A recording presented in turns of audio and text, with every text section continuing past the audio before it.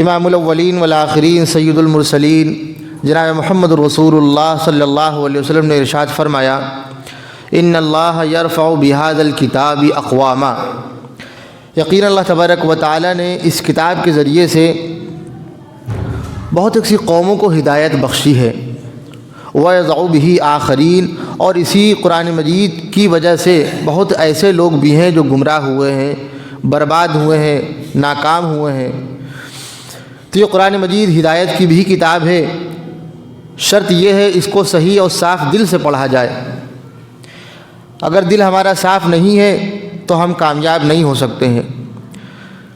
اور یہی وہ کتاب ہے کہ مرنے کے بعد یہی کتاب کام آئے گی۔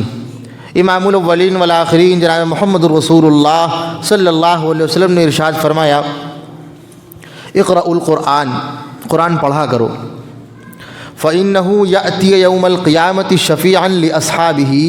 کیونکہ یہ قیامت کے دن میدان محشر میں یہ اپنے پڑھنے والے کے لیے سفارشی بن کر کے آئے گا۔ جس وقت ہمارا کوئی ساتھ نہ دے گا، نہ ماں نہ باپ نہ بھائی نہ بیٹا نہ بیوی نہ بیٹی، ہر ایک انسان ہمارا ساتھ چھوڑ دے گا۔